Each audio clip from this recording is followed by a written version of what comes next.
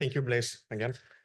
So I'll just finish your presentation, Madeleine. So everybody knows who you are, but I'll state it again. So Associate Professor in the Department of Civil Engineering at University of Victoria, Principal Investigator of the Sustainable Energy System Integration and Transition SUSIT Group. And she also served as the Co-Scientific Director and Executive Member of the Energy Modeling Hub. So Madeleine will kick off this symposium by providing some background on today's discussion and introducing our first panel of the day. So please join me in welcoming Madeleine to the stage.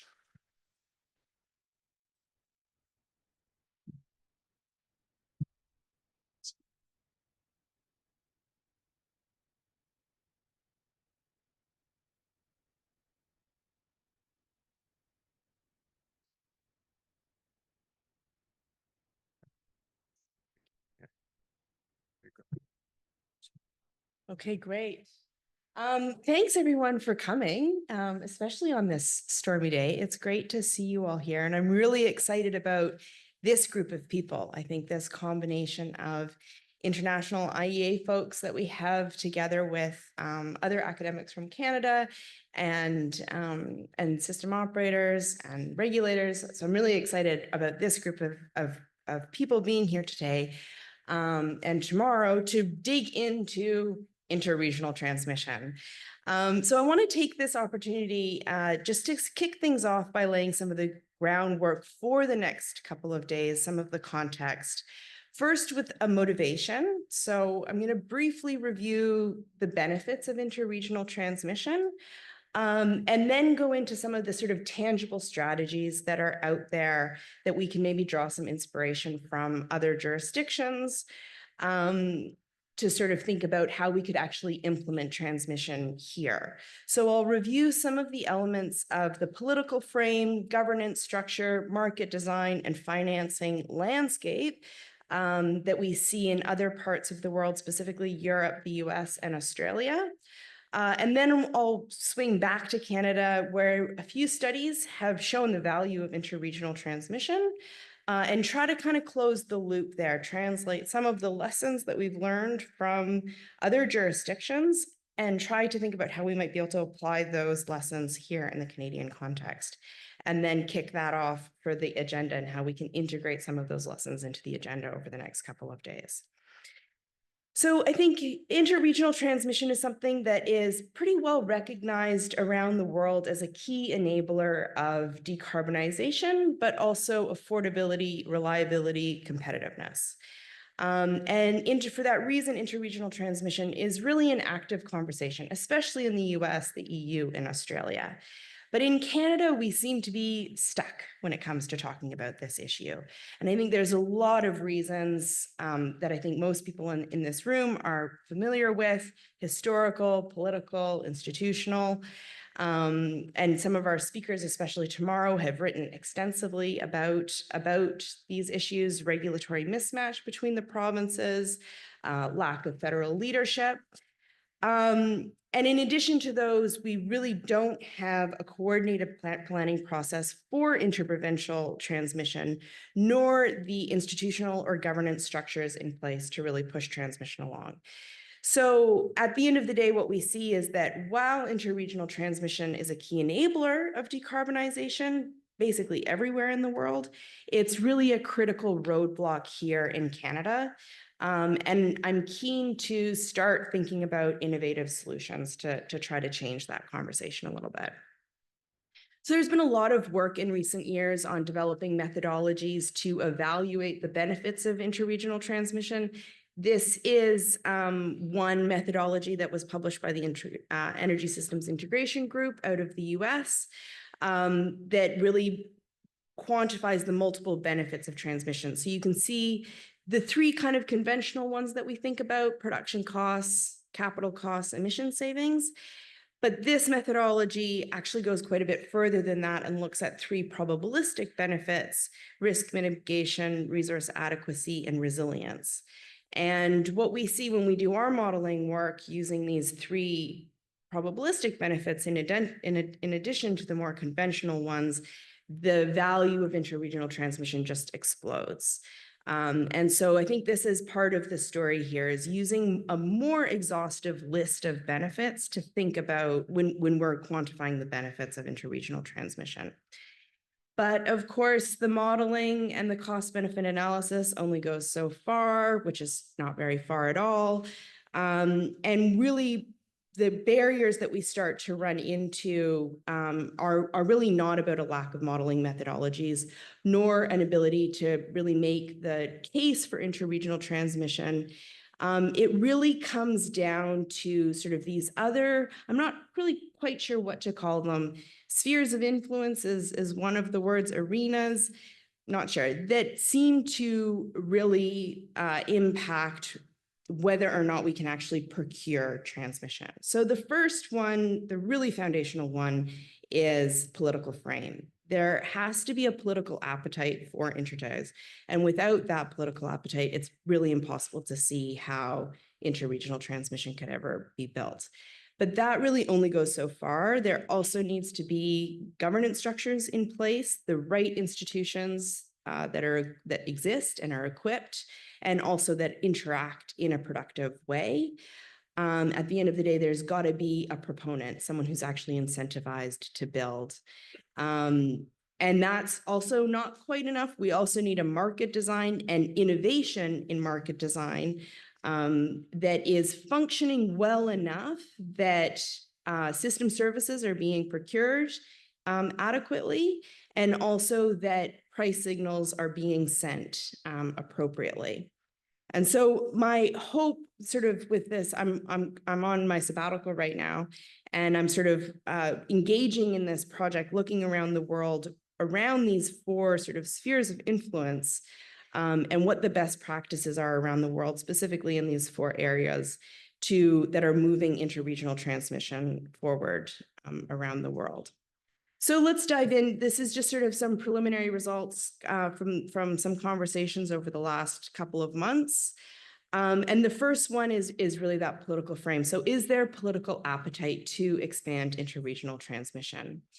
What I've sort of seen so far is that there is broad agreement in the US, Australia, and the EU that integration is necessary, that more is needed. There's debates on how fast and exactly how much, but the broad concept that integration is good for decarbonization, reliability, affordability is pretty well understood. Interestingly, the drivers in each of these jurisdictions does differ slightly. So in the EU, a lot of the conversation is focused around smoothing prices across the EU and also accessing renewables. In the US, the conversation's not so much about decarbonization, it's more a reaction to some of the reliability issues that have happened during severe weather events over the past few years. And in Australia, it's really this motivation of becoming renewable energy superpowers. Each of the states in Australia have the opportunity to become renewable energy superpowers, and they all see interregional transmission as an important part of getting there. So part of achieving this political will, though, is making sure that different levels of government aren't giving up any of their authority. So across all three of these jurisdictions, the EU, Australia, and the US, we really see how different levels of government and how different institutions within are balancing the authority in a sort of appropriate way. So entities that currently plan and set policies, for example, the transmission system operators and the national governments in the EU, really need to be able to maintain that authority that they already have, but then also balance it with EU-wide climate goals, for example. So that balance between not stripping authority away from the institutions that already exist, I think that's pretty much a non-starter politically. And so how do you introduce balance into that political frame is important. But political will is not enough. Beyond political will, there needs to, at some point, be the institutions in place to actually operationalize transmission expansion. And there's sort of three realms here that have really emerged with respect to governance structures that seem to matter a lot. So a higher level of government coordination to coordinate two different regions, a higher level of regulatory authority for oversight and cooperation, and a higher level of planning authority. And these seem to be three arenas in which the governance structures matter a lot. And again, where that balance between bottom up and top down is really important. So in the EU and the US, we've got the European Commission and the Department of Energy, respectively, that each play a really important role in initiating new laws, providing funding, launching strategic programs. But there's a gap here on the government side, both in Australia and in Canada. So neither Canada nor Australia have an organization at the federal level that has a mandate to implement an integrated transmission plan. So there's a big gap there, both in Australia and in Canada. Similarly, from a regulation perspective, in the EU and in the US, there are both sort of supranational supranational in the EU case and national in the American case, regulatory authorities, so ACER in Europe, FERC in the United States, that both have regulatory insight. These institutions, though, are very different, though, in a lot of ways. So FERC has a lot more enforcement teeth than ACER does. ACER is very careful to leave the actual regulation up to the national regulatory authorities. So ACER is more about coordination and oversight and is very careful to not step on the toes of the national regulatory agencies, whereas FERC is actually an enforcement body and they do actually enforce things. And again, this is an area where we see Australia and Canada a big gap. The federal regulatory bodies in both cases here really are involved in project approvals, and that's pretty much it. So a big gap there as well. And then finally, the third bucket from a planning perspective, the EU is currently the only jurisdiction that, as far as I can see, that effectively is combining bottom-up planning, so national transmission system operator planning, with top-down planning from NCOE. Australia looks like they're starting to follow the EU lead here. So they have a integrated system planning process that started in 2018. They redo it every 2 years. 2018, it was really just a report and a modeling exercise. But as it's been evolving for the last 6 years, it's starting to look more and more like Europe's 10-year network development plan. So it's sort of, Australia seems to be really following in the footsteps of the EU. But this is a gap that is definitely holding back Canada and the US, at least the US when it comes to regulated transmission lines. And that's part of the reason why we're seeing merchant developers fill some of that gap in the United States. So the kind of overarching summary of that governance structure is when it comes to the actual process for building, it's across the board, the EU, the US, Australia, kind of similar first step where we have a regional transmission body. So TSOs in Europe, ISOs or RTOs in the States, TNSPs in Australia, which develop their own regional plans. And then the second step is really where we see a lot of difference between the different jurisdictions. So in Europe, NCOE does a EU-wide modeling and planning process based on these plans coming from the transmission system operators. Very little is happening in the US after this first step, at least from a regulated perspective. And it's been changing quite a bit what's been going on in Australia from not much 10 years ago to now the ISP getting more and more teeth. And then the third step, how the transmission is actually paid for, is kind of a product of that second step. In the EU, most of those interregional lines are regulated, meaning they're financed through the rate base, and that's really the dominant for interregional in Europe right now. There are merchant lines, especially with the UK, but the majority within the continent is really rate-based. And in the States, we have those merchant lines with financing coming outside of the rate base dominating. And the universal story across the board is that permitting is a huge roadblock. It seems that everybody struggles with this. So an open question when I sort of started this work was if it is even possible to have interregional transmission connecting provinces in Canada that have fundamentally different market structures. So the EU and Australia both have energy markets that set prices across coordinated power exchanges. And so this is a easier starting point for integration. There's already sort of broad agreement about how price formation is done in the EU and Australia. On the other hand, in Canada, we have vertically integrated crown corporations in some provinces, like BC, sitting next to liberalized markets in other provinces like Alberta. And so this was a question, is a internal energy market, a coordinated power exchange, a prerequisite for interregional transmission?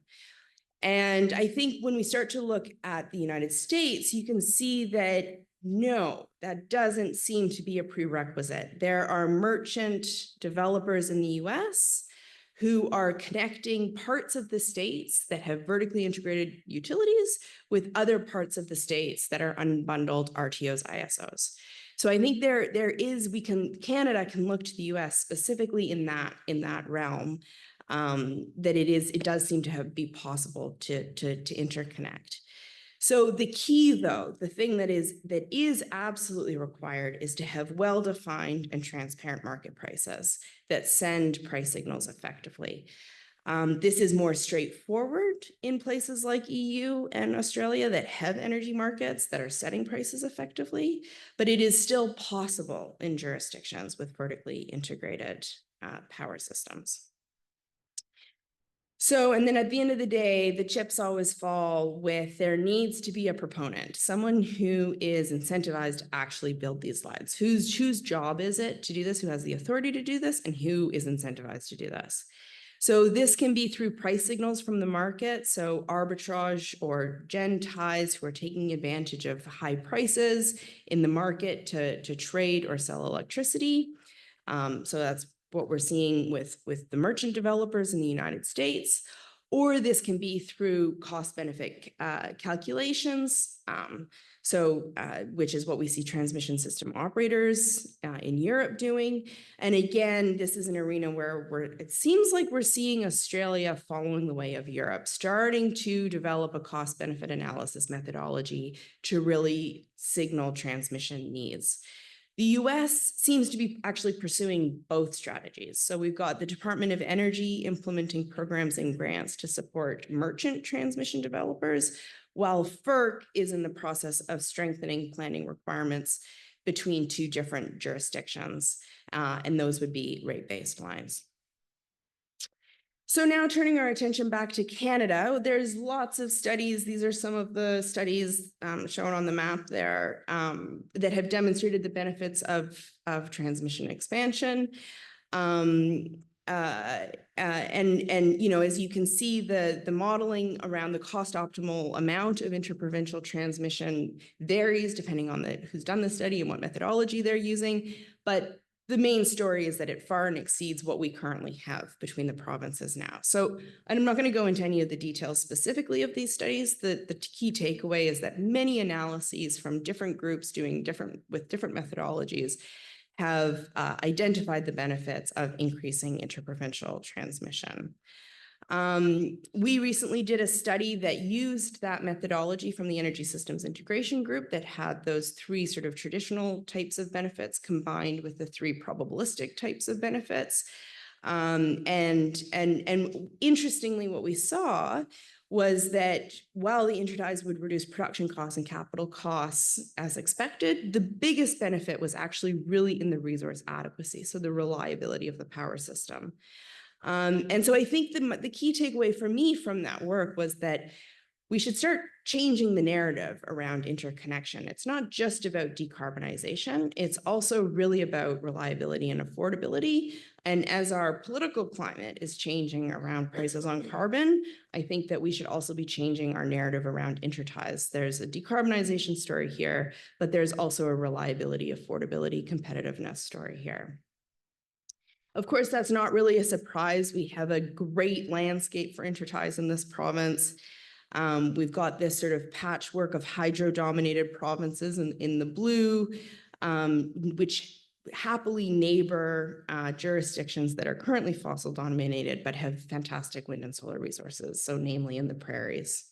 And the expanded interties, it would allow the hydro resources in BC, Manitoba, Quebec to really balance the wind and solar generation in Alberta, Saskatchewan, Ontario, the Maritimes. Beyond that, we've got very diverse wind resource profiles between the provinces. And so as well as different time zones, of course, east to west. And this is really why reliability improves so much when we can connect across different jurisdictions. So I'm now kind of closing the loop. How do we move the intertie conversation in Canada forward? I think that a few of the key messages is that we can maintain provincial jurisdiction over our energy systems, which I think is a political imperative, while also introducing top-down planning. We can do both of those things at the same time. We can look to Australia and what they're currently doing with the integrated service plan, where they are doing that, maintaining state jurisdiction of the energy system while having a top-down planning process performed by AMO. We can also look to the EU and their 10-year network development plan, where energy policy is still done at the national level, but the EU, there's a top-down EU planning process and report and study that comes down. So we can do this, and we can look to other jurisdictions that have done this. We can also maintain the regulatory mismatch that we have between the provinces and set clear prices, which is the requirement for interregional transmission. And again, we can look to the US that has different structures across the country, and where merchants are coming in, and with clear price signals, they can bridge these jurisdictions that have different market structures. We can also look to Norway for an example of how to set prices in hydro-dominated systems and export those prices over interties. I do think we need to reframe the political discourse, though, the narrative around this, from focusing only on decarbonization, and broaden that conversation out to also be talking about reliability, competitiveness, affordability. And I think we can look to the US, where there is bipartisan agreement for interregional coordination. There's actually a bill in the Senate right now to further interregional coordination that is being pushed by a Republican and a Democrat. So there's bipartisan agreement in the United States, despite their lack of agreement on climate goals. And I think the thing that we need in Canada is leadership and a centralized discourse, some kind of venue to have a cohesive dialogue that really focuses on innovation and how we can move this conversation forward. So that's really the motivation for the next couple of days, is to start this conversation, to have this dialogue around interregional transmission in Canada.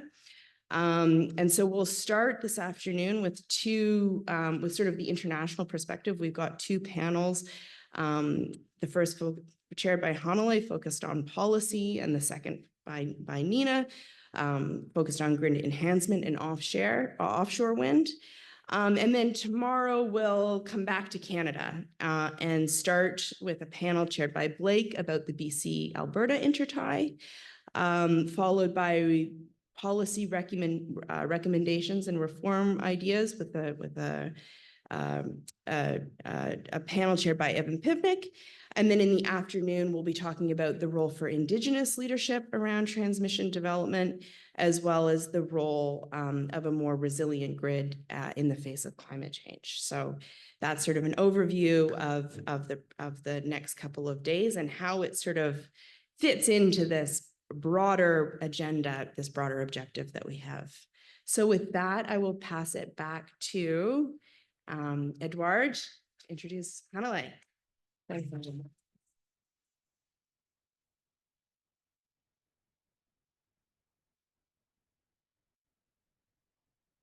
Wonderful. Thank you, Madeleine.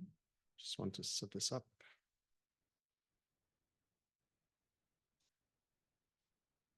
Great.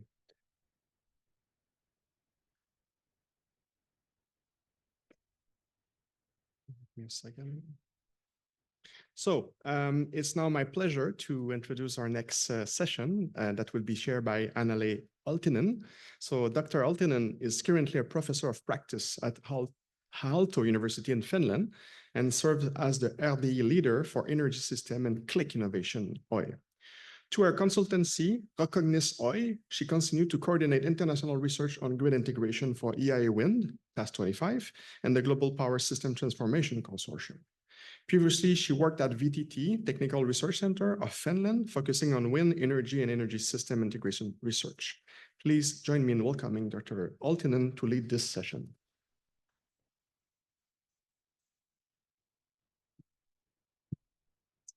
Thank you, right? Session photos. Oh, you need. Okay. Oh, is it there? Okay, good. So thank you very much, and thank you very much for inviting us to be here with you in this workshop, and also to have our task meeting. It was an excellent couple of days that we've had the pleasure of having our meeting here in Victoria. So so this session now has first some presentations about the interregional transmission in the USA, and then we have some thoughts coming from UK also on how this energy transition is then linked with the transmission. So yes, let's just start the presentations, and we have the idea that we have first the 4 presentations, and then we have a questions at the end. So just please note the questions that you have for each one, and hoping for a lively discussion at the end. Okay, so starting from the US, we have Bethany Fu, who is working at NREL, National Renewable Energy Lab in US, as a senior researcher and group manager in the Grid Planning and Analysis Center. 15 years of experience, and especially research topic is the highly renewable energy systems, where she oversees a team of power system modelers focused on wholesale electricity market design, retail rates, and resource adequacy. So now let's hear about interregional transmission in the USA.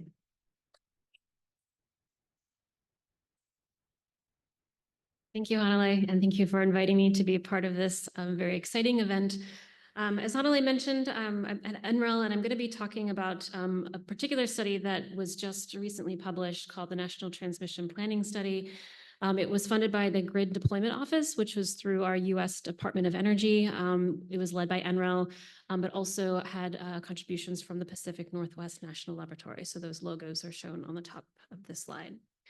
So just wanted to highlight a couple of relevant activities. There's a lot happening in this space. Madeline really did a nice summary of various studies and efforts that are underway, but wanted to highlight these 3.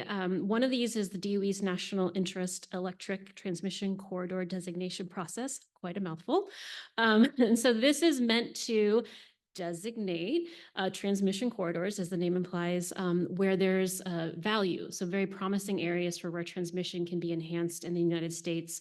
DOE is Department of Energy. And the idea is that these corridors could receive, depending on the details and certain conditions, federal funding, as well as favorable permitting from FERC, our regulatory body. And Madeline mentioned both of those pieces. So this is really exciting. It's based on a previous DOE National Transmission Needs Study, if you might have heard of that. On the bottom left is a study being done by NERC, which is the North American Reliability Entity, looking to analyze how much power can be transferred between interregional areas. And there's a report that is due, I think, in December, so coming out soon. And I think that has to go through Congress, and there's a few other steps. And then the bottom right is the National Transmission Planning Study, the one that I want to focus on today.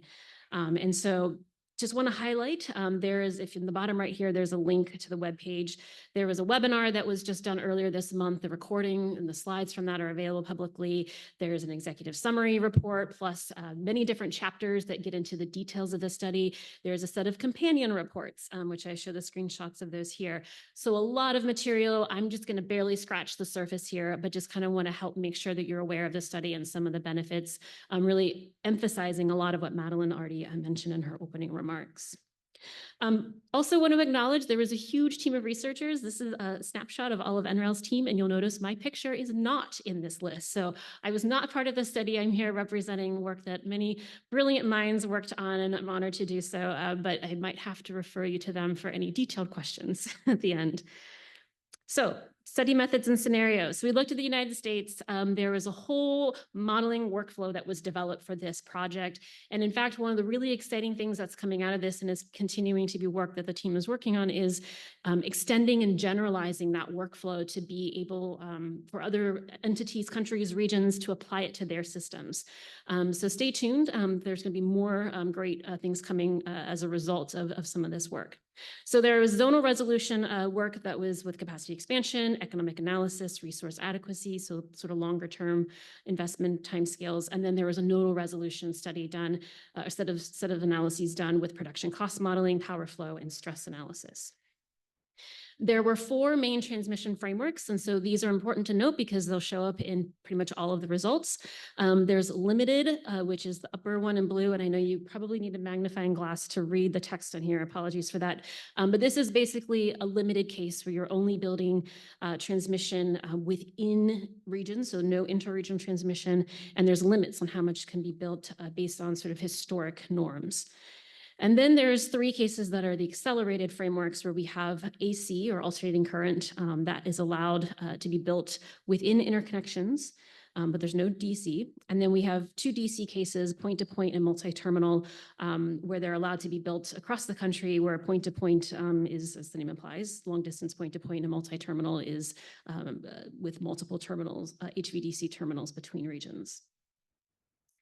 And then there was a whole kind of expansion of scenarios that were built off of those 4 transmission frameworks with demand growth, with emissions targets, plus additional sensitivities relating to different cost trajectories, other resource limitations or eligibility, different data sets for resource availability.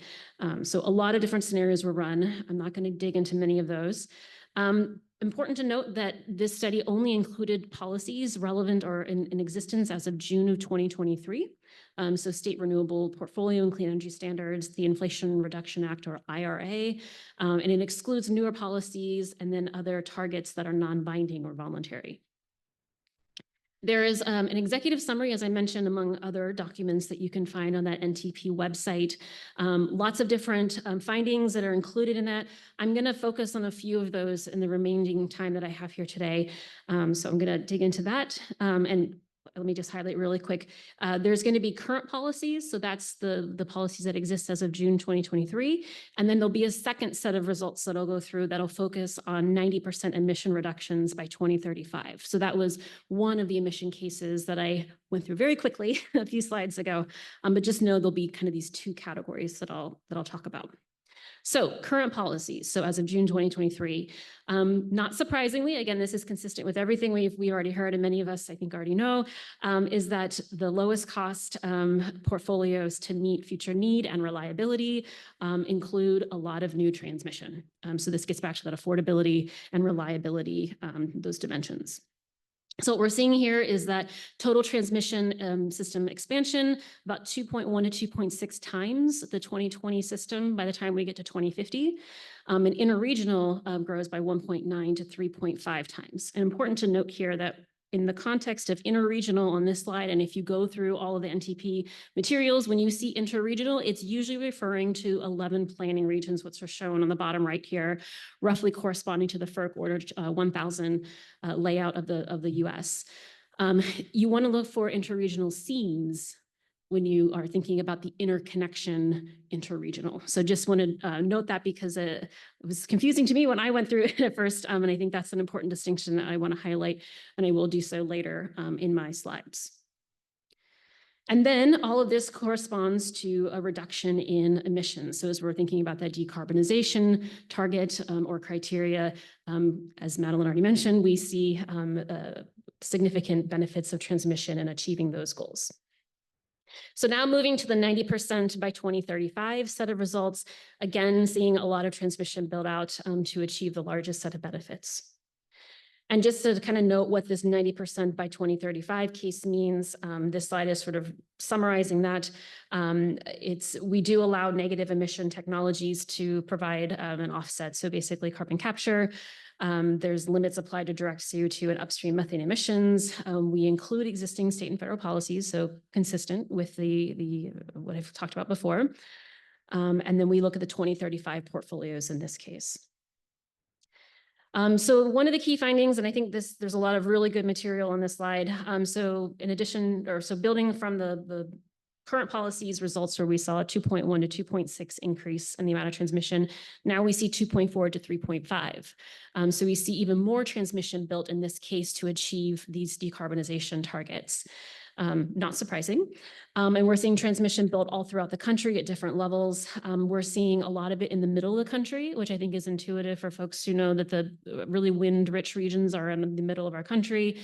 That's where also the eastern and western seams lies. And so trying to build across that to then enable access to that rich wind resource and solar as well.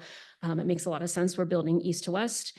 And we're seeing significant savings in this case as well, $270 to $490 billion through 2050. Oh, and I'll just note too that the other piece on this slide that you'll see pop up as well, you'll notice that there's different colors. And if you look in the upper right, there's different types of lines that are built. So there's AC, which is green, and then there's 3 different types of DC lines, the voltage source converter, line commutated converter, and back-to-back. We see a significant cost or benefit to cost ratio outcome from this as well. So very positive, $1.6 to $1.8 saved for every dollar spent on transmission. And this is the slide here that I want to emphasize for interregional. It looks like some of the formatting might have gotten a bit jarbled here. But what we see is that there is significant building of transmission across the seams. So those 2.6 to 3.4 numbers that I was just citing in the same 90% by 35 set of results, that was looking at all the transmission across those 11 interregional seams. If we look at just the Eastern interconnection, Western interconnection, and Texas interconnection, those seams, the main interconnection seams, we see an increase of transmission capacity of 37 to 50 times, so 37 to 50 times the 2020 capacity. So massive amount of increase in transmission across those interconnection seams. And this is really exciting because if you've been following some of the market development in the United States, SPP earlier this year filed with FERC to basically expand their market, which is in the Eastern interconnection, to include pieces in the Western interconnection. They're awaiting FERC approval right now, fingers crossed. But if it's granted, it'll be the first time that an ISO has a footprint in multiple interconnections. And so I think that really is that proposal is backed up by these results, showing that going across the seams has tremendous value. And I think, again, probably intuitive to a lot of us, but kind of having this documented, I think is a really powerful data point. So just wanted to highlight that one for you all. We also see benefits from resource adequacy. This again highlights another point that Madeline raised earlier. So when transmission regions coordinate specifically for resource adequacy, again, that was the biggest value that Madeline showed in her value stack bar plots we saw a few minutes ago. We here, again, are seeing tremendous value in this NTP study. System costs lowered by $170 to $380 billion. And then when we don't include the benefit of resource adequacy, kind of the opposite direction, we see significantly less transmission built. So just to kind of summarize here, under these 90% by 30 for 2035, we see that there are several examples of where transmission can be promising, sort of corridors that are promising candidates for in-depth consideration. So this is the final kind of finding that I want to show. These high opportunity transmission or hot zones represent areas, I did not come up with this, but I thought it was great, basically areas where there's favorable transmission expansion. Again, I want to emphasize NTP is not trying to highlight areas where developers should go and immediately build transmission. It's really highlighting where more work can be done, where there's value that is suggesting that there are certain areas, corridors that should be further studied. So these high opportunity transmission areas are just that, basically a starting point for additional study to look at how transmission expansion can be accelerated.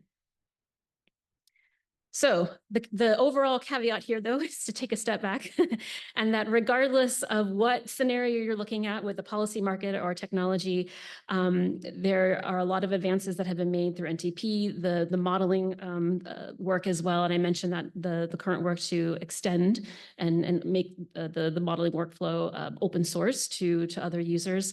All of that has been done through NTP, and there's been many experts and external partners who were, or I should say advisors, who were involved in that process. So I will stop there and thank you for the time. Oh,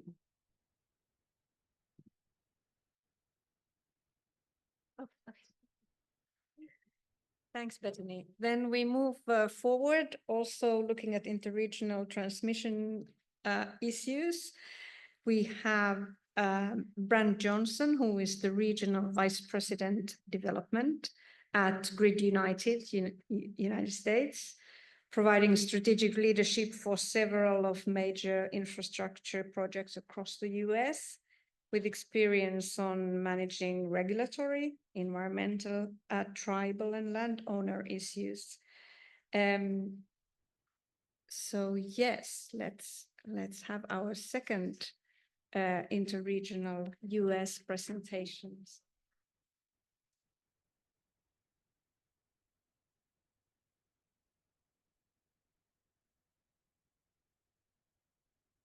Thanks. That actually worked out pretty well as a late ad. That I'm just going to pick up right where the last presentation went off. So those SEAMS projects that she was just talking about, that's really what our company is focused on. We are a new company. We formed in 2021 after Winter Storm Uri. Highlighted the difficulties in not having a regionally interconnected grid. And the owner of our company is one high net worth individual who decided to apply patient capital towards solving some of the problems that exist within the balkanized grid that we have in the United States, to where you don't typically build these types of SEAMS projects. And the reason you don't build them is because there's no one to pay for them. So a big challenge that we have, in addition to trying to develop these projects, is trying to develop some sort of a financial model where you can cost allocate a large project, where you have ratepayers in one side of the seam, but you don't have in the other side. Well, that makes it a challenge in the US when most of the existing incumbent utilities have to go get regulatory approval before making that type of an investment. So consequently, you have these seams that persist, even though everyone knows that you should build them. And we've been talking about building across those seams for a long time. It just doesn't happen. So we formed the company early in 2021 after Winter Storm Uri in order to try and address that issue. So this project I want to talk about today as a case study, the North Plains Connector project is the first project that we've embarked on in the United States. It runs from Colstrip, Montana to areas north and south of Bismarck, North Dakota. So that sits right across the seam. One of the on the slide that was just shown in that transmission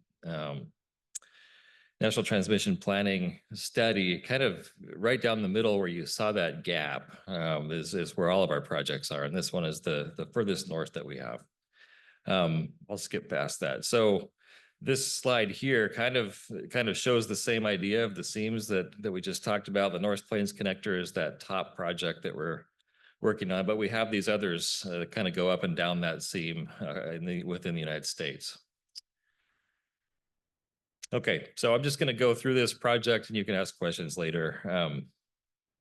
So this project is about a 3,000 megawatt HVDC intertie. So a large intertie that basically more than doubles the existing transfer capacity between the eastern and western interconnects in the United States. And by increasing transfer capacity, you kind of make the grid bigger than the weather. So it kind of addresses some of those federal objectives, trying to build a broad interregional intertie that you can take advantage of the weather differentials across a large, broad region. This 3,000 megawatts creates new markets and economic opportunities for communities along the route, which is something we like to highlight. As you think about what happens to a coal community when you're trying to build a big, large grid to incorporate renewables, that becomes a real political issue where you have to figure out what are we going to do with communities that were formed up to serve the load in areas that now don't want any more of that power because it's coming from coal. Well, some of the communities that I work in regularly are facing existential pressures on their way of life. And I think the last speaker talked about, I thought it was polite to say that the United States doesn't have climate objectives. That's a nice way of saying that. It's animosity is what really it is towards climate objectives, especially when you're directly talking about people's ways of life. You're talking about people who have been in this community for 50 years, producing coal and burning coal in order to serve load that now is decided to be entirely renewable. So building a big grid along with the big message that, the grid can be bigger than the weather, but there's so much demand and so much need for interties. It really can be an opportunity rather than only a challenge. This project is 420 miles, roughly. We think we'll start construction in 2027. If you think about that, we started with a concept for this project in 2021. So to have concept to permit, we think we'll have our permits the end of 2026. That if we're able to do that, that'll be record-breaking time for the United States. 5 years for a federal permit would be pretty good stuff. If we can do it, and it seems like we are. We just got our federal notice of intent published last Friday, so I think we're in pretty good shape. I would note before we move on, so the middle section there's a fork on the North Dakota end. Those are two AC segments to connect to the grids, and then the large segment in the middle is that high voltage DC current line with the VSC technology that was talked about a minute ago. That prevents line loss and allows for better control of power, including black start capacity in case of outages. So how do you do something this big? One thing that's been really helpful, we received a $700 million grant from the Grid Deployment Office earlier this summer. That is a big boost towards the project and helps really underscore the importance that the federal government is placing on interregional transmission. So by building this line, it's really the blue line. There's the North Plains connector. We tacked on some additional upgrades that would take it further west. It's all the CTS or coal strip transmission system upgrades. And then we partnered with the Standing Rock Sioux tribe, who's developing a large wind project in North and South Dakota. By building this project, you're able to, all of this areas shown in blue are the different loads that are served by the different partners that are going to buy portions of this project. Project is a 3,000 megawatt project. Nobody needs that much. So we're kind of selling it in condominium fashion, where the existing incumbent utilities will own whatever they think is prudent for their particular portfolios. We had 9 different incumbent utilities partnered with us on this grant application. This just also talks about those themes. You've already seen slides that talk about this, but if you look at that left-hand map, 2540 is the existing megawatts. that are comprised by a number of DCs interties across that seam in the US. So for perspective, if we're doing one at 3,000 megawatts, we're more than doubling transfer capacity. And if you can add a few more of those down the system, you're talking about being able to enable the type of build out that was talked about in the National Transmission Planning Study. This just talks more about that, about the reach of the project. If you can connect to the existing Colstrip transmission system that goes across Montana, starts at Colstrip, by building out the North Plains connector, that dashed line in the middle, you can also connect to another HVDC line extending into MISO. So by putting those seams projects in, you can really expand across a broad region. So just a comment or two on what's going on and how do you permit a project like this in the United States? So challenging. You have a federal system that in the United States you don't have a federal siting authority for transmission. I worked for many years in the gas pipeline business, and you do have that on the gas pipeline side. But on the electric side, you don't have any federal authority granting you a line that's designed to give you eminent domain at the end of the day. Thanks. And that really does give you a real leg up if you're building a pipeline. If you're trying to think about building a long 400-mile segment, only one person has to say no, and then you're in trouble. It's a big, long, useless line that you just bought. So you have to be able to close that out. We've been able to do it voluntarily without eminent domain with this project by being extremely flexible and talking with landowners up front very early. And we decided early on in this project that we were going to seek to have stakeholder involvement up front from a broad range of environmental stakeholders and a very inclusive view of which tribes in the United States should be involved in the siting, planning, and studying of the line. So we can pull risk off of the table up front and make sure that when a line is proposed to the federal government and to the state governments for study, that it's been looked at by people before they see it for the first time. Because what typically happens is you design a line, you publish it for a review, and then everybody tells you how much they hate it for the next 10 years, and you go through multiple permutations. We think by doing it this way, while it's more expensive and time intensive up front, you can take risk off the backside, and you can be incorporating feedback along the way from stakeholders. So that's what we decided to do. We think it's working. We are partnered with the Department of Energy in sort of being a guinea pig for this project. And they've built a program called the CITAP program, CITAP. Don't have to remember that. But the idea is a coordinated upfront approach, kind of like we're doing as this pilot program moves, to be able to take that risk off the front. So the DOE is working on one side up on the upper left. We're partnered up with Montana, so that state level review, sort of marrying those two together. They've decided to do a coordinated set of scoping meetings out in the public, which actually kick off next week.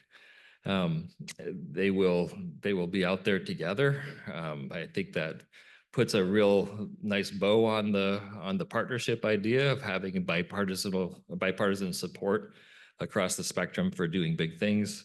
And then North Dakota has its own peculiarities, and it'll be going on at the same time. So big picture, we'll have all three things happening at the same time. And we think that by coordinating with both federal and state agencies, we're in good shape to come up with permits within a 2-year timeframe.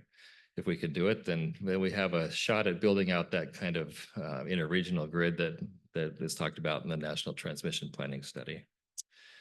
And with that, close.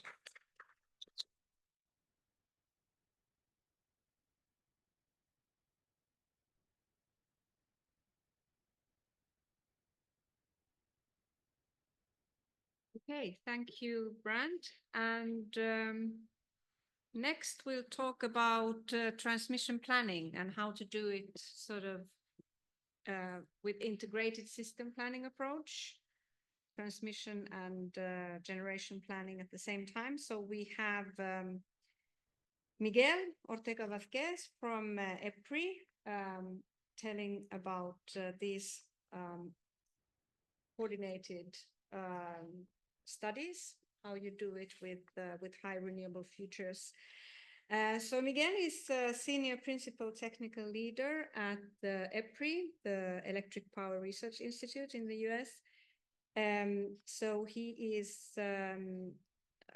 his research interests are along development and application of methods to facilitate an efficient, secure, and sustainable operation and planning of power systems.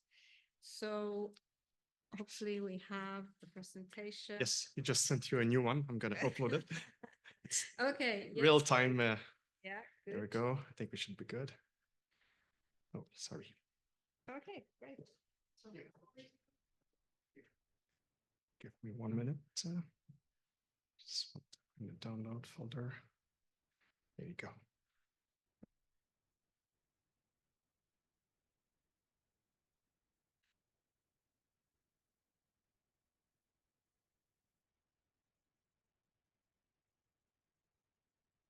There we go.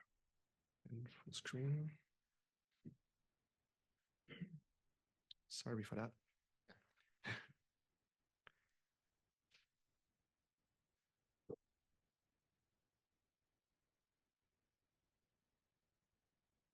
Just gonna put it in full screen. Control L. Yeah, maybe, but I don't know why it's loading here. Control L. I think so. You want to put full screen? Just here. Use this one. Is that it? Yeah.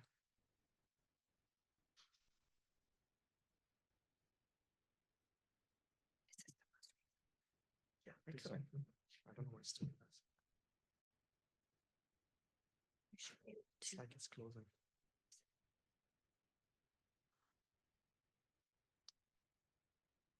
It's open with maybe I made my laptop. Yeah. And then screen here.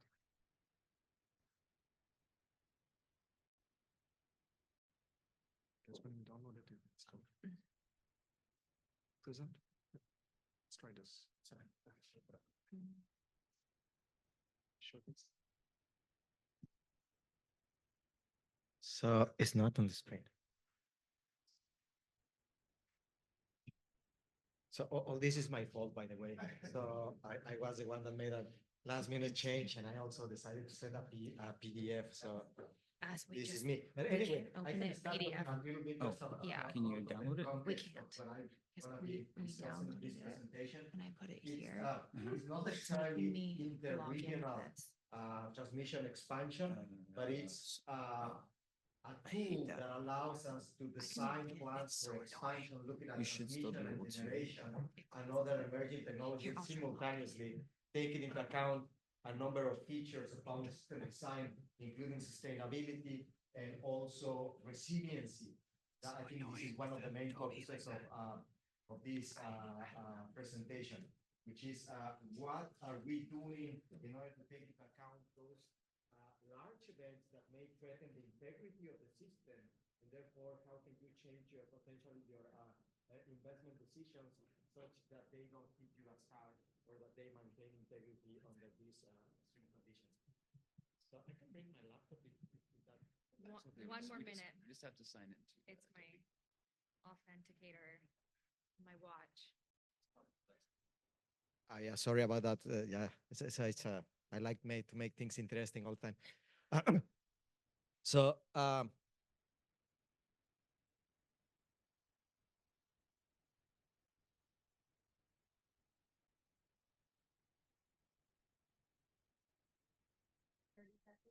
okay.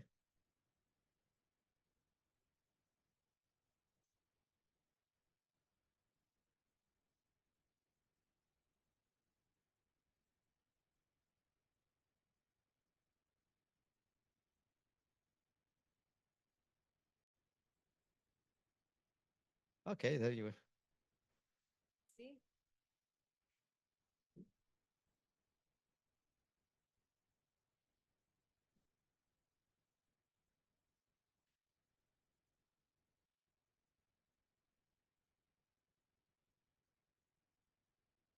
Excellent. So now we have it working. All right. So so what do we want to do when we are planning this system, when we are adopting the view that I was just mentioning earlier? Where obviously we are trying to minimize the environmental impact that from the supplies side, trying to curb emissions from the supply side by relying on less carbon intensive generation and potentially promoting renewables in the process. And then some other questions arise as well. Well, extreme weather, is it a threat to the system? Does it causes damage to the system? And there's a large body of evidence that suggests that is. So it's always happening something that we would have liked to take into consideration when we were planning the system, and therefore we would have taken different investment decisions in order to ensure that they will not hit us as hard.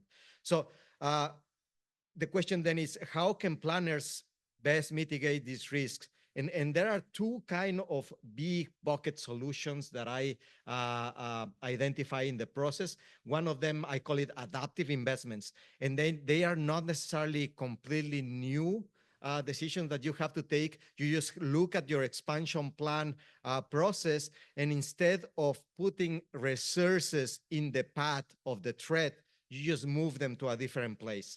So if you are preventing damage from a hurricane or something like that, well, probably a trivial solution is just move your transmission lines from the path of that hurricane so that it doesn't hit you when it comes to your system, right? So those are adaptive investments, and there are other investments, I call them hardening investments, and those are that you explicitly invest into solutions to prevent that those will hit you. Potentially, in that case of the hurricane, you may choose to have underground transmission lines, and in that case, it will not hit you as hard, right?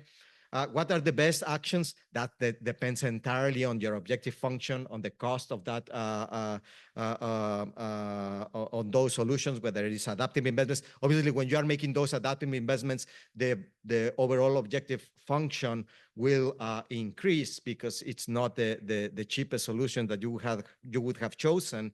And also, it's highly dependent on the metrics of success that you are using. And this is very important on how do you measure resiliency, how do you measure sustainability. So we will get into those in a few seconds.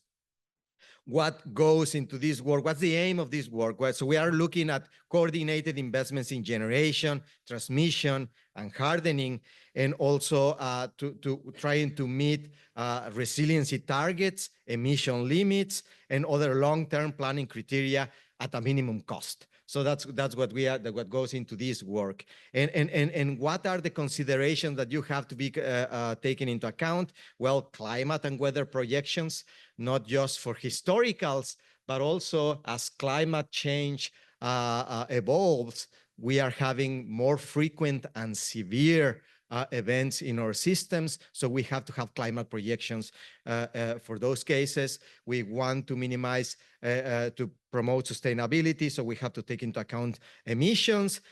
We also, a lot of work goes into developing vulnerability curves for the various power system assets so that you see how the different transmission lines, types of generation are affected by the different hazards that you are modeling. You also have to take into account a lot of modeling into the hardening alternatives that you can choose and the retrofit that you may choose as well for the existing assets in order to make them resilient. The metrics that, as I was mentioning earlier, how are you going to measure sustainability targets? How are you going to measure that you are meeting your resiliency objectives as well? And then finally, put all these complex soup of information into an optimization model and then let it do its works and then find the solution to your problem and then assess the solution, right? And in terms of sustainability, well, it also depends, as I mentioned, on the metrics that you are after. So it depends on how you define decarbonization. It could be, a net zero a system in which you have emissions, but you also have sinks for carbon, and then therefore the balance out, and that's a net zero case. You can have a carbon free. and in that carbon-free does not come from carbon resources, and you could have probably something else that could be 100% renewables, and in that case, as its name suggests, everything comes from renewable energy sources. And in those cases, you can see that what are the common technologies that appear there. Obviously, renewables is there, hydrogen, storage. So many of these resources are common across them, but depending on how you define, you may choose to opt for other particular solutions, depending on how, again, you measure success. How do we solve this problem? I always I put equations because otherwise life will be boring, and people like equations all the time. It's nothing complex here. It's just trying to minimize a net present value. You have that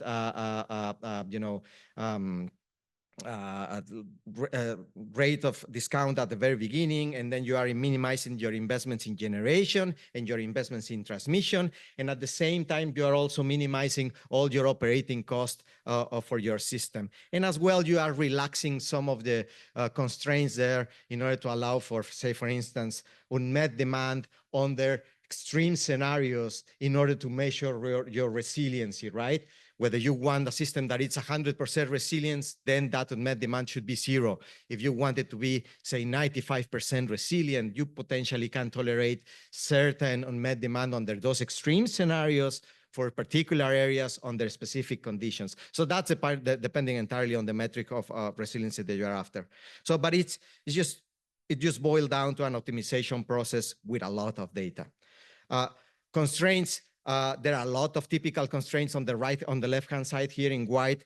Those are related to your generating constraints, your box constraint for minimum up and down generation, all the typical constraints that may go in a kind of production cost model simulator, size of generator, generation, whether it's retirements, whether it's premature or where it is also a scheduled retirement. Also transmission constraints. We are modeling a DC power flow there, so we also have cumulative investments in transmission. We have nodal power balance. This is a nodal expansion model as opposed to zonal models, as they were speaking earlier.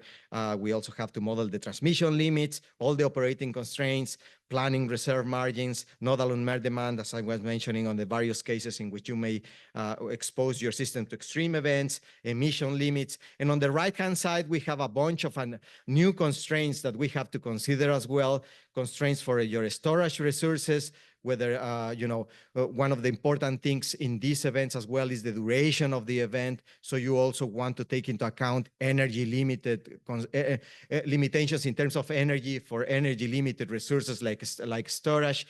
We are also taking into account, minimum, 5 minutes, all right. So that was because they were fixing this. So, all right, I will be very fast.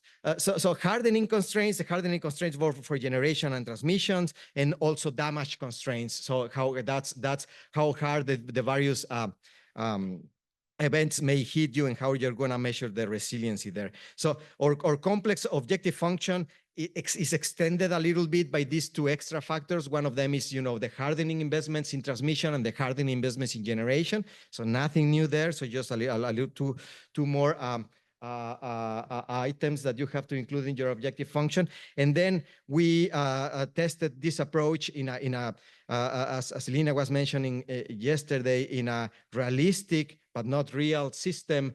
For the Texas case, it has many nodes, many transmission lines, and we are trying to address a number of questions there, like how can we prepare for the different futures? In Texas, they have heat waves, they have cold fronts.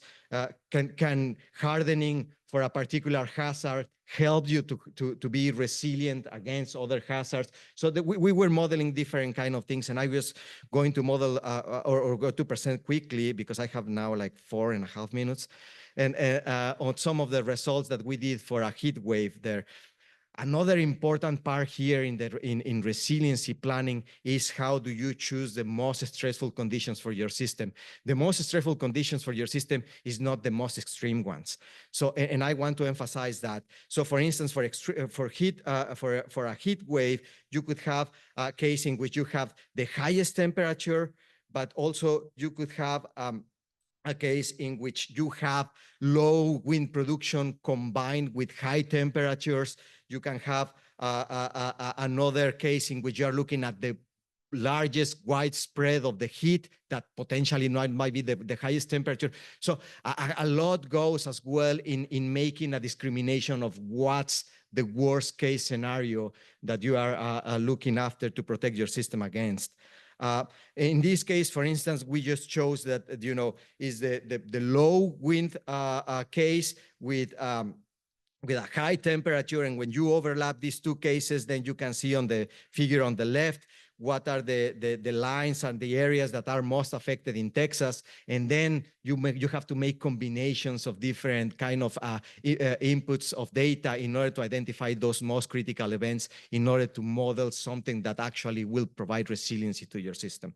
So that goes in there. And another part that I was mentioning earlier, building your vulnerability functions. So what happens, say, for instance, and this is just a particular case for gas turbines. So what happens when you expose a gas turbine to a heat event? So they start producing to less that nominal capacity, right? So there's duration there. So you don't have wind, you have high demand because of the temperature, and then just gas turbines are not producing at capacity. So it's a combination of assets that you have to model as well. And then what are your hardening alternatives? So potentially for a gas turbine, you can put an inlet chiller in the entrance of the gas turbine, and then you bring back your gas turbine to produce too close to capacity. So that would be a hardening investment there.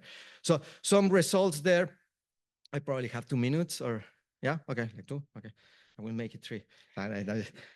So when you have a system here, you obviously have some inherent resiliency in your system. It will not be 100%, but when you don't consider any hardening investment, you may have still some resiliency that is shown here, like a 22% there.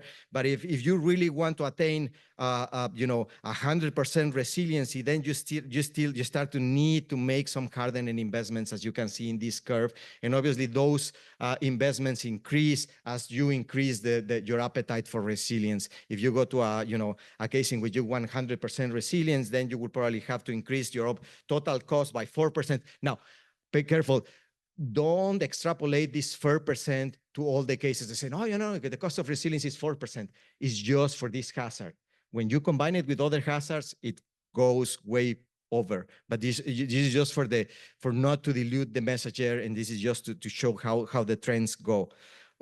What happens when you make your hardening investments there? You can see that obviously, as I was mentioning earlier, a trivial one is the inlet chiller. So you can see this inlet chiller investment that it goes in all the cases for your resiliency, plus other cases there that you have to winterize and other kind of investment like natural gas backup and fuel tank redundancy for some form of gas generation there. In case of also kind of technologies, you can see that you go on other investments as well. One of them is transmission, as you can see with these gray bars there. So you have to invest a lot of transmission in order to have different routes, not to depend on the same ones that may be affected for that heat wave that I showed earlier in the case of Texas. And also different investments in different resources. And one of them is solar here. As you can see, solar is a solution in terms of resiliency as well, which is great as well. And here you can see the solution of the kind of different technologies and where you should place them in order to attain resilience and sustainability. So here you can see, for instance, from the base case that you have on the left to the right-hand side, you have to invest in some transmission corridors there, and you have to invest in some gas, but it also accommodates a future with renewables, in which renewables like solar, these orange dots, are spread all over. And I emphasize the fact that they are spread because that's also part of the solution for resiliency, and they help to attain the goals that you're after. All these, I forgot to mention, this is a part of a huge initiative that we have at the TPRI that is called Climate Ready Initiative. So I really want to acknowledge all the work that went into preparing all that vulnerability data, all that climate data, all that data in order to be consumed into the optimization model that I presented. So conclusions, climate projections are fundamental to understand the requirements for the system. We need a holistic understanding of the impacts on the system in order to identify risky conditions and protect the system against those risky conditions. We need to have a clear understanding of the metrics that we are after for just both sustainability and resiliency as well.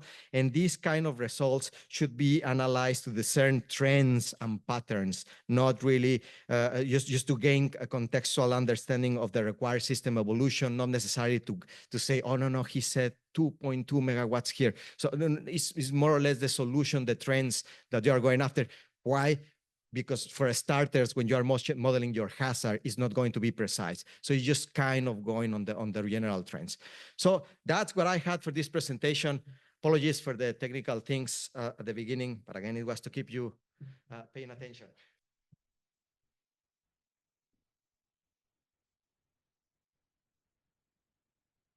Thank you, Miguel.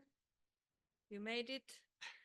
And okay, and then next we have one presentation in this session from Europe, that is from UK, the Imperial College. So we have Elina Spiro, who is coming from Department of Electrical and Electronic Engineering at Imperial College London, and also affiliated with this new big center, EPICS, which also is linked to many research institutes here in the US. Yes, Elina is going to talk about strategic transmission in UK on the way to energy transition.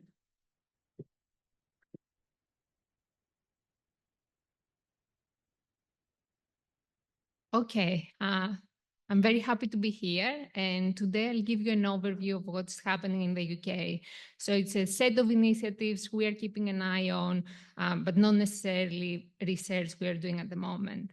So first things first, we have significant changes in the structure in the UK, in the Great Britain system at the moment.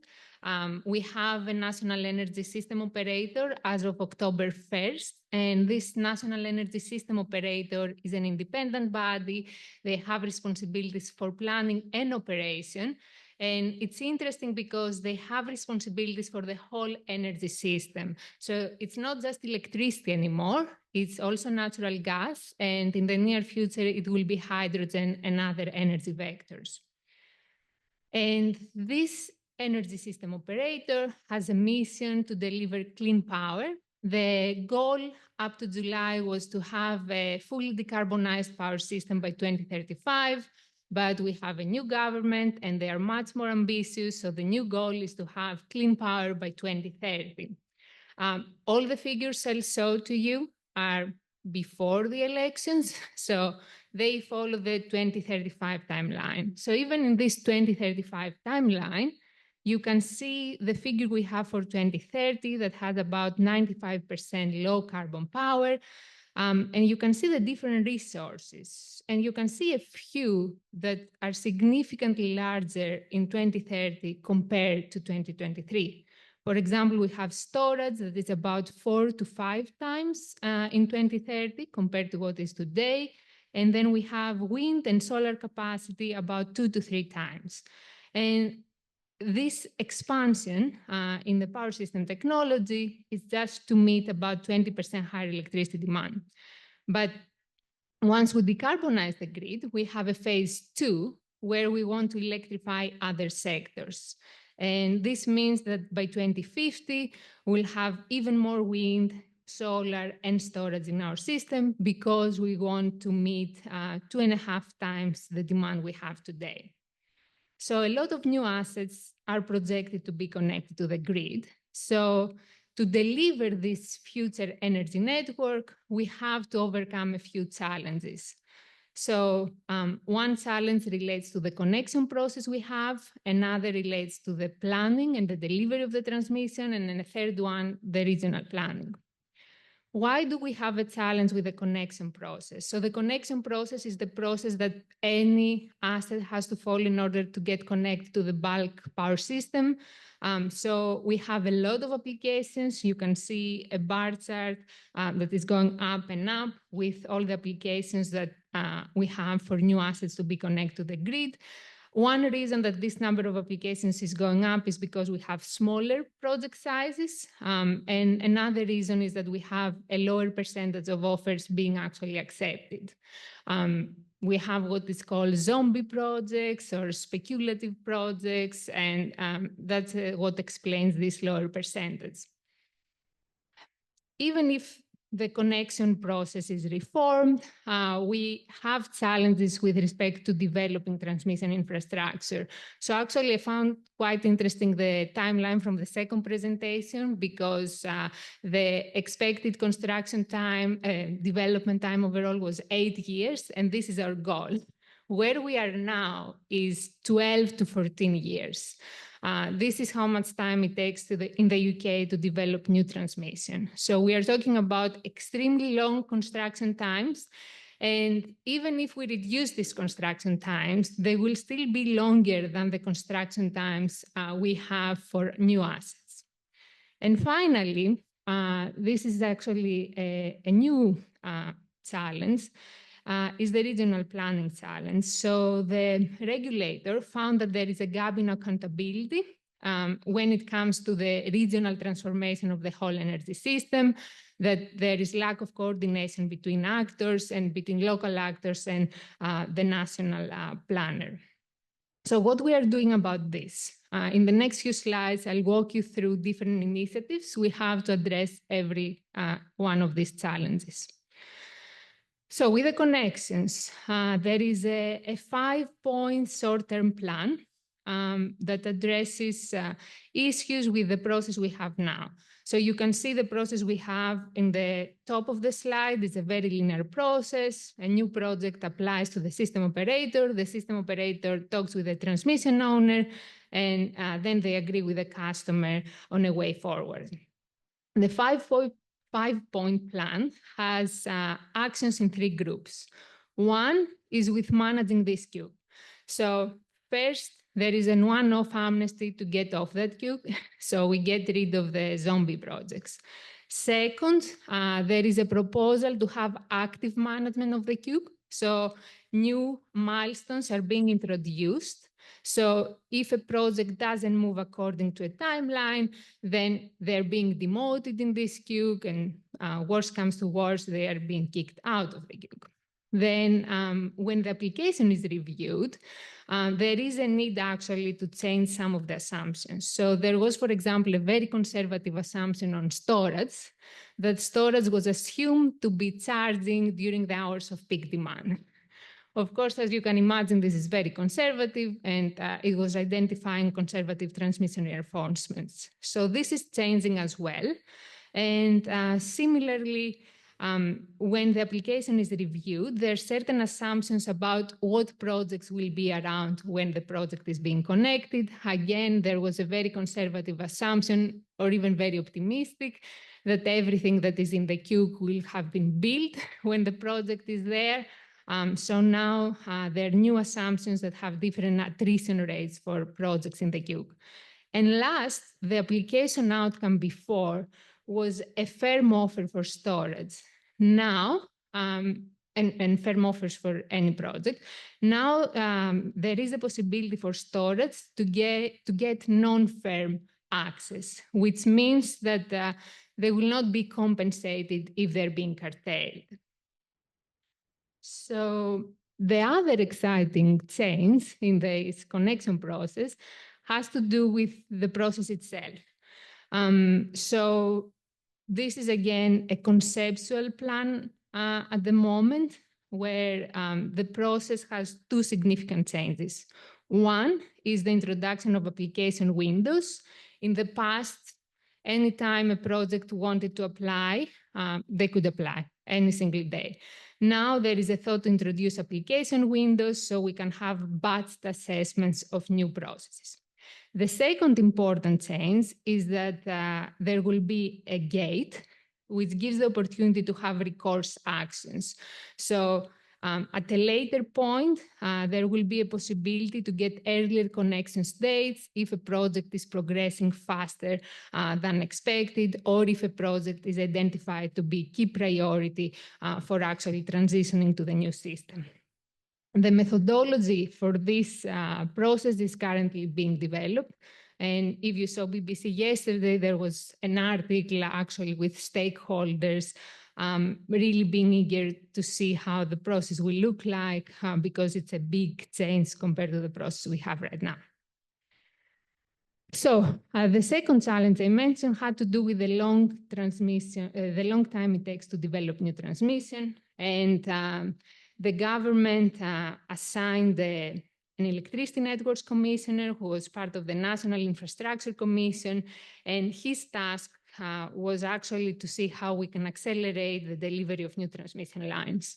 So he took a very, very thorough look at the process, and he suggested several changes that will bring this process down from 14 years to 7 years.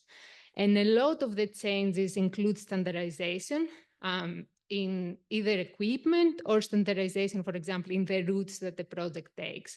Of course, a lot of parallelization of processes, but also integration. So there is an entity that has oversight for the process end to end.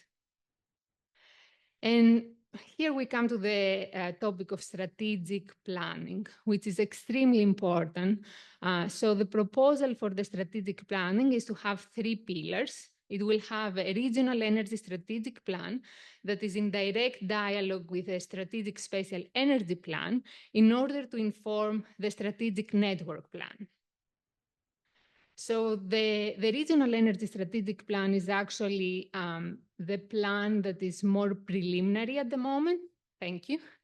And what it proposes is each region will come with adaptive pathways, a single pathway for the next 5 years, and then multiple adaptive pathways for the next 25 years. It's not clear if the regions will be exactly the regions I have in the map, but here you can see 11 regions. Each one has to develop a plan. They have to effectively engage with all the stakeholders, and they have to generate the input data. The hub, which is the national planner, has to create the methodologies for this strategic planning process. They have to also produce the tools, and they have to identify any system optimization opportunities that exist. So this is quite important, and actually it's a welcome change because studies done by colleagues at Imperial before, they found that there are significant synergies between national and local district objectives. So we hope that the process will evolve in the way so that we can capture all these benefits from coordinating the national and the district level. And similarly, in other research I've done, we had found that if the transmission planners are proactive, which means that we invest in transmission anticipating the generator's response, we can actually capture very important synergies between high quality remote wind resources and transmission investments. While this is a very old work from 2017. When we compared it with traditional approaches, we saw that we captured only a part of these benefits of proactive planning.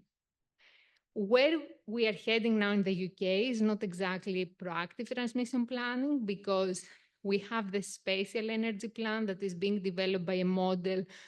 It's unclear at the moment if it will optimize the energy investments with the network investments, but still, it's a good direction. We have a strategic spatial energy plan that informs the centralized strategic network plan.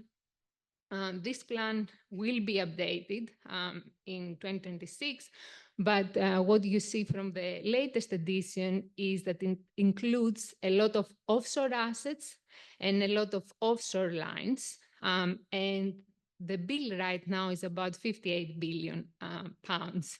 So we really want to get this plan right. Also, the plan highlights that it's very important where we locate big demand when we're talking about electrolyzers or data centers.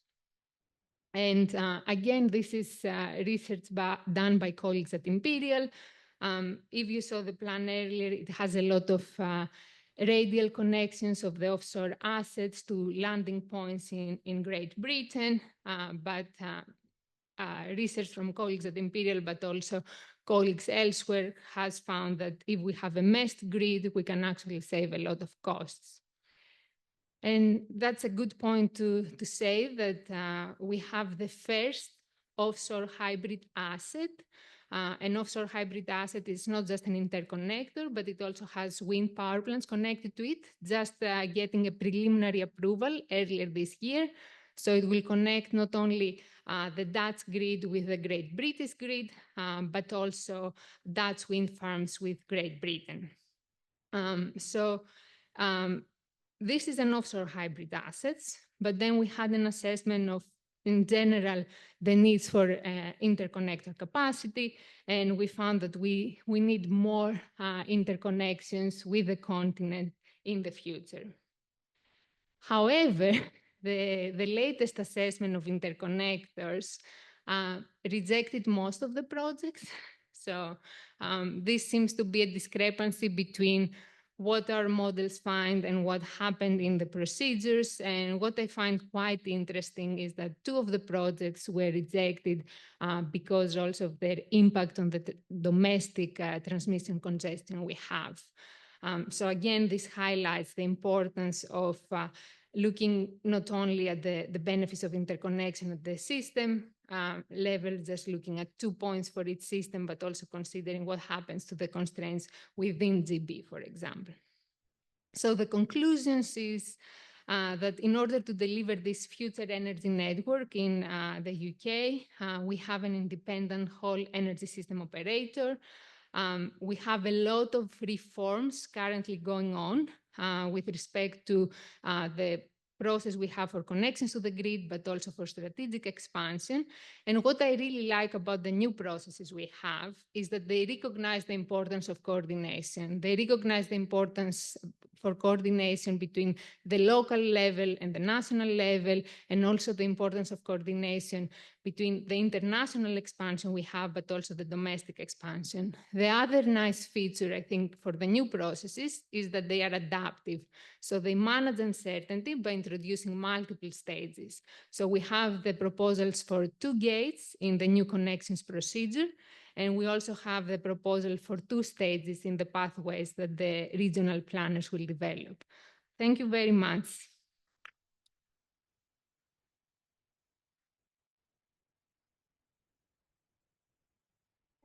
And actually, you could stay here.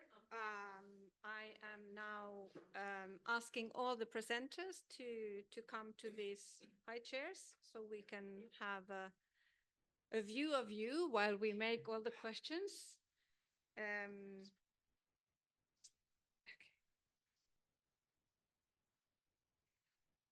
So actually, I would just say that please, now you are free to ask any questions of all the presenters, whether they are more detailed ones or more general ones. And Madeleine, will start. Yeah, question for Bethany. Is NREL doing anything about grid enhancing technologies? Are you looking at that in any way? Yeah, so there's actually some additional work right now in parallel with the other open source effort that I mentioned in the talk to explicitly add grid enhancing technologies, GETS, into our READS capacity expansion model. So it would allow explicit and differentiated investment decisions of different GETS technologies. So that will allow future analyses to actually show differentiated investment across those technologies and the impact that that could have. So stay tuned. Okay, great. And also question for Miguel, your climate data, Yep. Does that extend into Canada and is it available? I'm not so sure if it goes all the way to Canada, because we emphasize Texas case for this. We are working on a second case study for Ontario. Not sure the data is available, but we are working on that now. It's starting the project. Yeah, I'll keep you posted. I'll figure out. Yeah. Okay, great, thanks. And I would like to extend the question of the the grid enhancing technologies also to Miguel and Elena. So Miguel, you talked a lot about sort of resilience, which we also heard that is becoming more and more important in the integrated system planning. So the focus on resilience. But what all resilience options we have from the grid, transmission grid point of view? Yeah, no, and actually that's another initiative that we are starting at EPRI on grid enhancing technologies and how they are applied for different applications. That is starting as well, and is very much the same answer as Bethany, like kind of staying tuned. We have done a lot of work on applications. One of the things that I can, give us as a little bit of a prelude is that the answer will be it really depends on the particular circumstances. Not all the grid enhancing technologies will be like a one hat fit all, because they have specific attributes. So each of them have to be studied for this particular application that they are after, and they will have benefits in those specific conditions. I don't expect them to be like a panacea. Yeah. And would you also say that interregional transmission would be one of these hardening the Could be, yeah. I mean, if pooling resources is always a solution to many things. I mean, from the very outset of power systems, pooling resources for reliability purpose, it was one of the objectives. Resiliency as well could be one of those cases.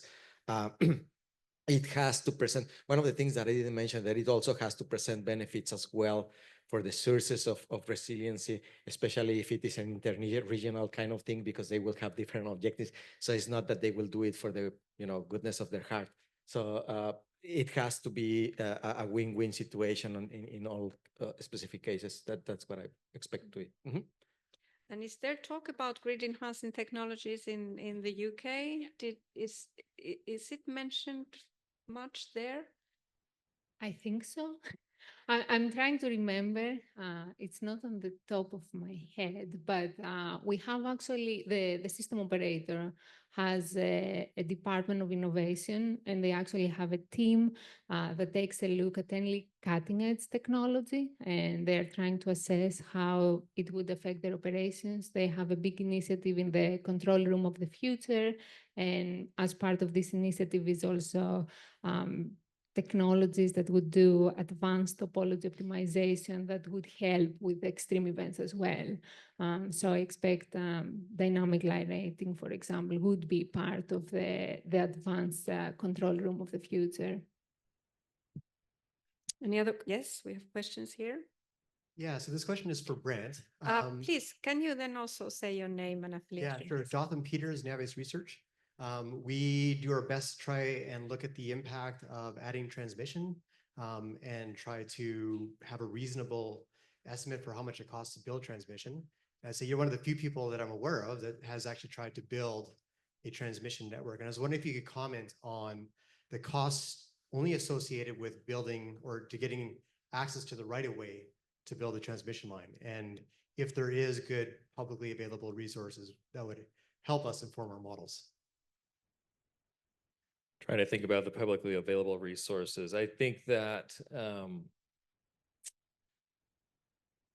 there are some publicly available, I think fairly publicly available resources in MISO that allow you to use their planning tools and estimating for right-of-way. Those are pretty close. We kind of used some of those just recently looking at another line. I think it came back roughly around $250,000 a mile for a good metric, but that they have a planning tool that lets you do that. Other than that, yeah, it really is case by case, and you try and figure out what each piece of the land is worth, and so. But that would be a good one. And what about the timelines of permitting? I think that's a topic that everybody is very interested in. So you brought up that you are at least close of getting a record on that, and you also mentioned this parallelization, and Elena was mentioning that in the UK. But do you have sort of general idea? Can it be reduced these times? I guess this is also relevant for modelers, that how much time you put for this new transmission to get built? Yeah, I guess I would just comment on a couple of things. If you try and take risk off the table, I think that's the single best way to do it. The new federal system that they rolled out last year puts a lot of upfront work in, so you have to spend money upfront, but you're saving money on the back end. So if you do all of your upfront studies, your environmental work is done upfront, it kind of tests the range of NEPA. And in the US, you're supposed to look at different ranges of alternatives as part of the environmental process. By studying everything up front and delivering a full and complete package to the regulator, it is going to take some getting used to, because some of the back and forth, you're going to hope and cross your fingers as a developer that you're not going to go back and spend that same amount of money studying a new alternative. So there's some give and take to be done there. But if you can push some of that upfront work to the beginning of the process, you're taking more stakeholder input in at the front end. Not only will it develop a line that's not opposed, which saves money and time on the backside, but also will allow the regulator to have more data to begin with, rather than waiting to develop data on the backside.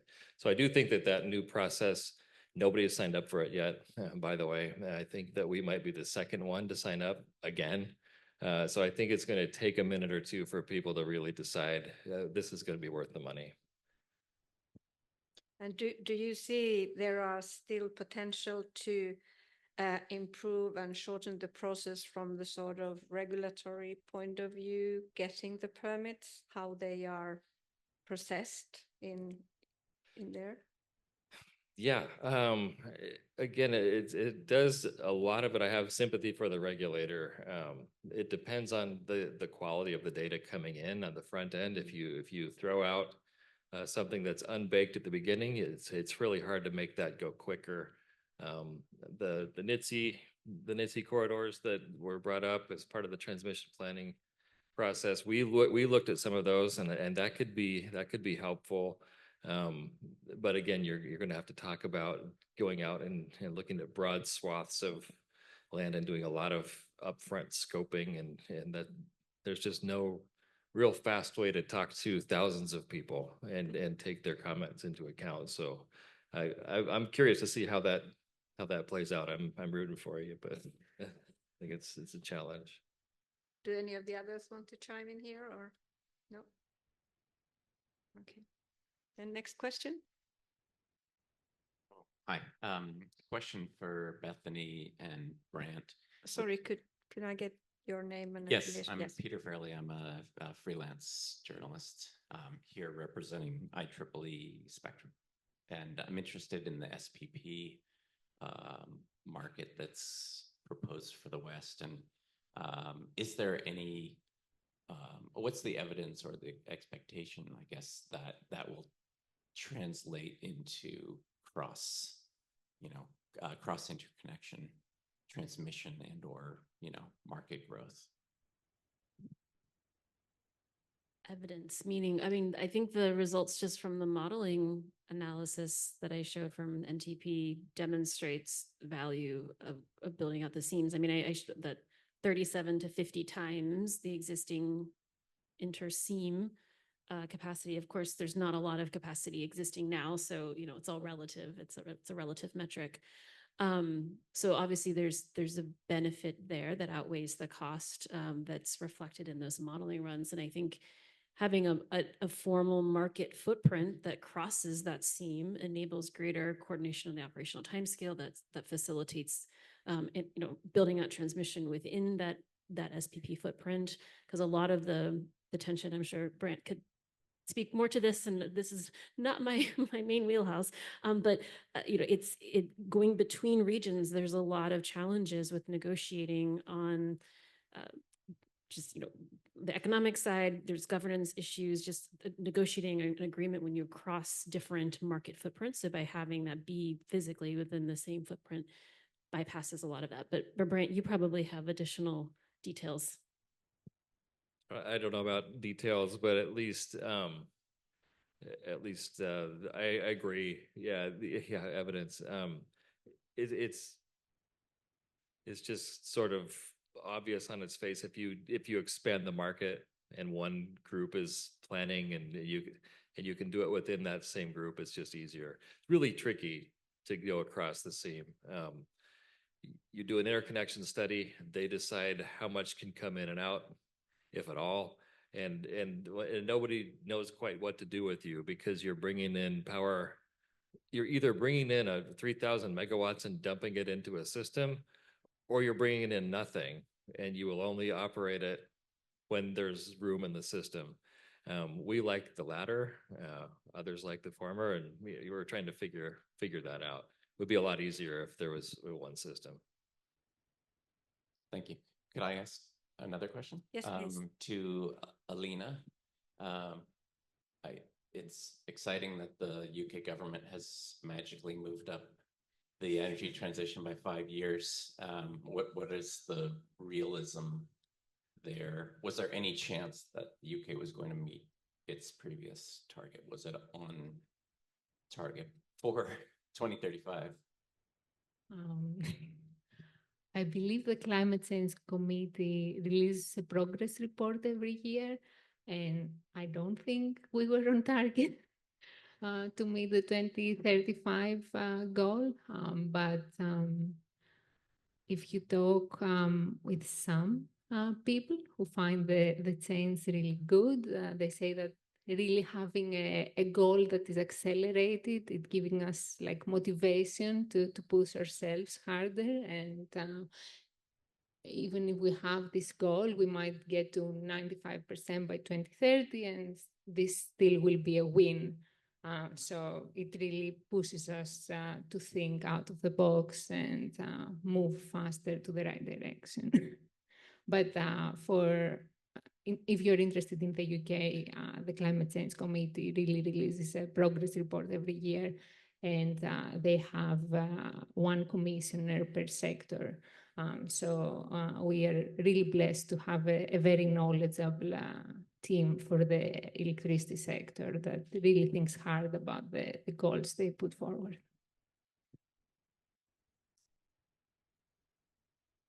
Any other questions from the floor?